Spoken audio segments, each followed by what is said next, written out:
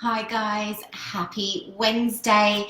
Um, Today I'm so excited because I'm going to talk with you a little bit about a question I get asked almost on a daily basis from entrepreneurs, private practice owners and business owners here in Australia and all over the world. And that's, Brooklyn, what is the fastest way for me to attract clients? And this is one of my very favourite topics, so I really can't wait to talk about it today. Hey Jen, how are you going? Good morning to you. Just bear with me for one sec while I share this to our group really quickly, and I'll just pop it on the page. So for those of you who don't know me, my name is Brooklyn. I'm a psychologist in my other life, but in this life over here, I'm a business coach, and I specialize in helping people understand the role that their mindset plays in creating the business that they truly want and deserve. And it's just so much fun doing this work and seeing the results that people get every single day. And if you're interested in diving a little bit deeper with the business that you have or the private practice that you have, you're most welcome to come along to one of the workshops. There's still a few tickets available. They're in Sydney on May 20, Melbourne May 6, and Brisbane's just about sold out. That's on June 24. We also have workshops coming up in Malaysia in September and Mumbai, India in September, October. So that's something to put on the calendar. Also, we've got I'll be launching a manifestation challenge, and that will be starting very, very soon, next week actually. So you'll see some information online about that shortly, so you can register, and we'll create a pop-up face group for that for the people who are interested.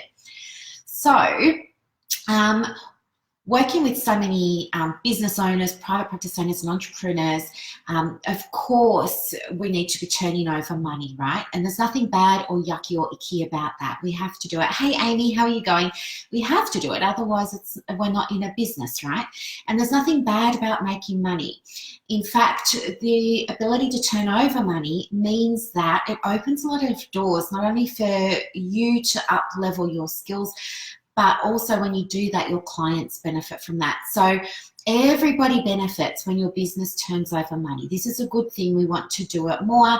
And of course, people, when they're just starting out, maybe they don't know how to attract clients, maybe they don't know how to attract the right money, they're feeling very uncomfortable about things and it's just not working. And I've worked with so many clients who have been in business for 6 months, 3 months, 18 months, 2 or 3 years, and they're still having to supplement their income because they haven't been making the money that they need or they want from their dream business, and they're not sure why. So let's get it sorted out today.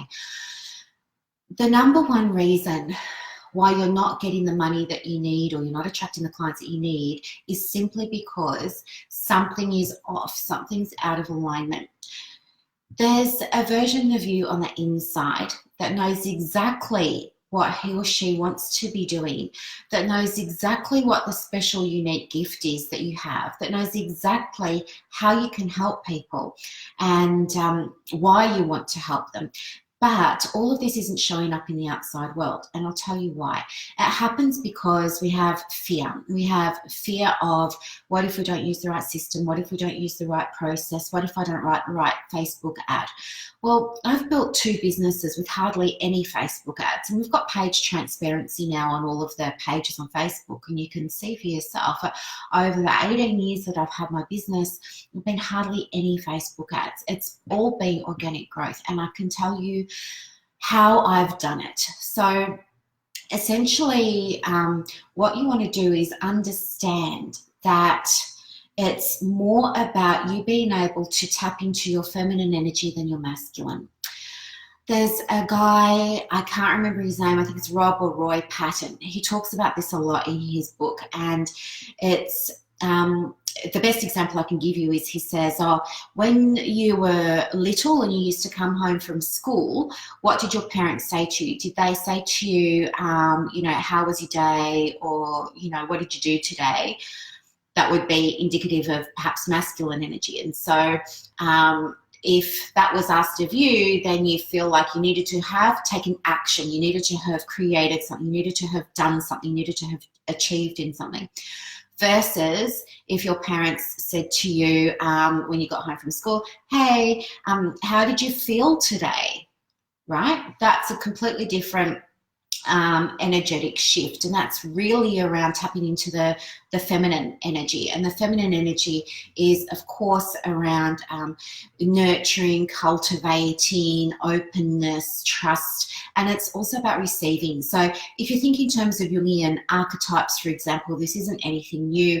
Archetypes date back through history, but all we're saying here is that a masculine energy tends to be associated with things like a provider. That's somebody who's giving, somebody who's taking the action, who's doing the work, who's providing for their family. Whereas the feminine energy is more about receiving, about creating, about nurturing and cultivating and all of those sorts of things. So if you were raised around that more masculine energy and you're a little girl, well, what that teaches you is that from a very young age, in order to be approved of, to be good, to meet expectations, you need to be doing.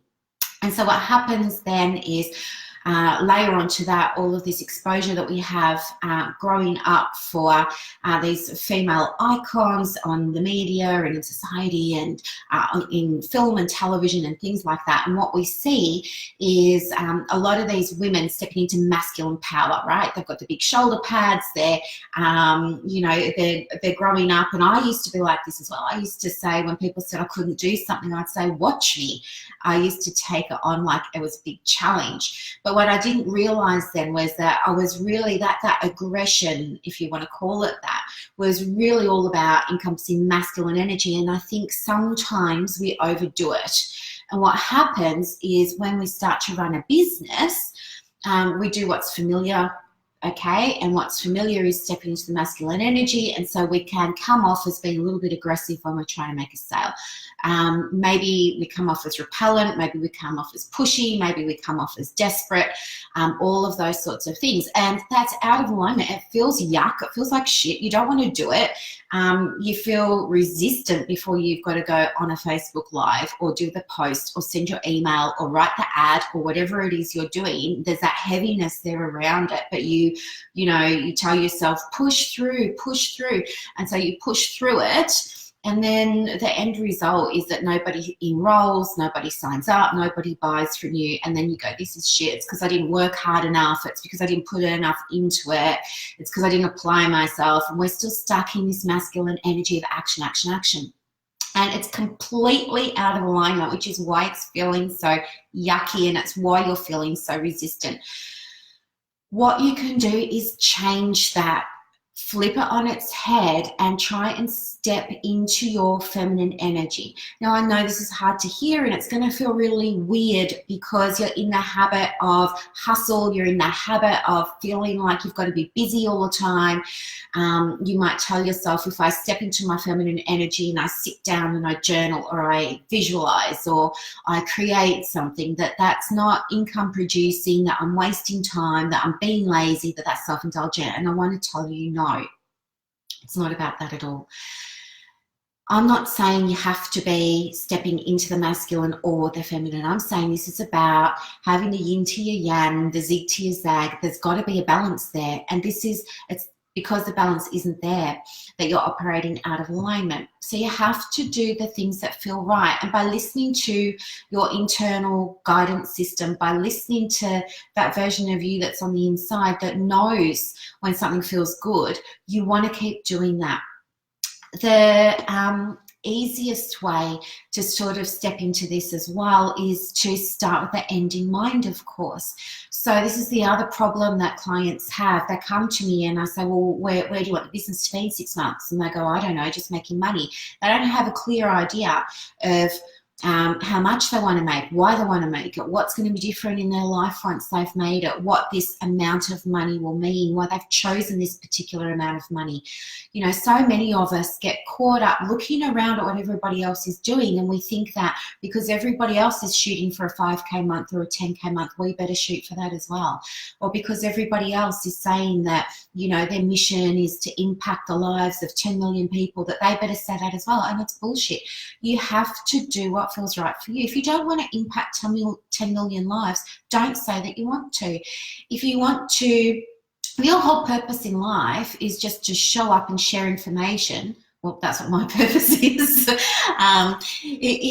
If that's what your purpose is, great. Embrace it, own it, love it, and accept it. The other thing too is understand that manifesting isn't bullshit. I think what happened is the book by Rhonda Byrne called The Secret was bullshit. It, no offense to anybody, it made a really good contribution in that it got the ball rolling, but it really set manifesting back a long, long, long, long way because it just gave it all a bad reputation. I mean, this whole idea of believe and receive is just BS. I mean, how on earth can I just sit there and believe I'm going to get $1 million client and then wait for it to be received? It's not going to happen for so many different reasons. The main reason being it's out of alignment. Okay, I don't really believe I'm going to get $1 million client by 5 o'clock today. So yeah, it's not going to happen. But also I'm not taking any aligned action. Of course you've got to do something. I mean, with manifesting, it's not magic. There's no potion, there's no special spell, you know, there's nothing that's going to do this for you. It is 80% about your mindset. Yes, you have to believe it, and you're not going to believe it unless it's aligned with your values, your wants, your desires, your abilities, all those sorts of things. But the other 20% is action, okay? For example, let's say I'm in the process at the moment of promoting my workshops. Now, if I just sit here and I have prepared the workshops and that's all great and I love them, but I'm thinking to myself, oh yeah, amazing. I believe that I'm going to sell out these workshops and now I'm just ready to receive. And I'm sitting here waiting for all the enrollments. Do you think I'm going to get any? No, of course not. That's bullshit. It's not going to happen. I have to actually get off my ass and do something. But the action that I take has to be aligned with who I am, what my vision is, and what my intention is. And my intention has to be clear. So, for example, with these workshops, my intention is to help people have a breakthrough in their business. Simple as that. And I want to do that by sharing with them the tools that I have. I don't have any fixed set agenda. I ask everybody what the big obstacles are, and of course I'm going to provide information that is going to help each person with their obstacles. That's fine. But I want to make sure that my intention and my action are all coming from a place of alignment. The end result, of course, is that I want to help business owners. I want to help 10 business owners at every workshop. Okay, great. And I'm going to take action by providing free value in the meantime, by showing up, doing these videos, by showing up with posts and content that's useful, that's insightful, that helps them. I'm going to help them by sending people on my email list extra freebies, tools and resources that they can't get in my groups or on my Facebook pages. I'm going to help them by running a manifesting challenge next week or the week after, right? Things like that. So you have to take some kind of aligned action, but that's only the small bit. If I didn't have the right mindset, if I said to myself, well, I'm going to have these workshops, but I really don't think that anybody's going to sign up. Do you think anybody will? No, it's not going to happen, because that belief that I have that I'm not worthy of their investment, that it's going to be a waste of their time, that what if I don't have anything good to talk about, blah, blah, blah. That's all going to manifest in the way I promote it, market it, the way I interact with them, right? And then they're not going to want to sign up. So I have to believe in what I'm doing, and I have to believe that I'm bringing value, and I have to believe that I want to help, and I have to believe that I've got something to contribute. Yeah. Thank you so much, Kim. And so that's what's important to me, and that's what you need to understand as well. It doesn't matter if you have a product, a service, a program that you're about to launch. Please, if you want to attract clients quickly into your program, absolutely you can do it. Set your intention, and set your intention before you post, before you do a marketing thing on Facebook. before you take any action, set your intention every single time. Be clear about what you want. Trust your gut. If it feels off, don't do it. If it makes you feel happy and excited, do it. I've got some people who, you know, I've had conversations with about enrolling in the workshop, and I used to feel really, really, really uncomfortable about selling, but I've changed my mindset and I don't now. I don't see it as selling. I see it as sharing information. And the other thing too is I used to feel really uncomfortable about asking for money, but I don't now, because I know that what I'm giving is worth a lot more than what I'm charging for the actual program. Plus, I know that I'm not coming at it from an angle where I'm in it to make money. That's not my goal. My goal is to genuinely help them. And so what I want to do is have these conversations and say to people, let's remove money as the obstacle.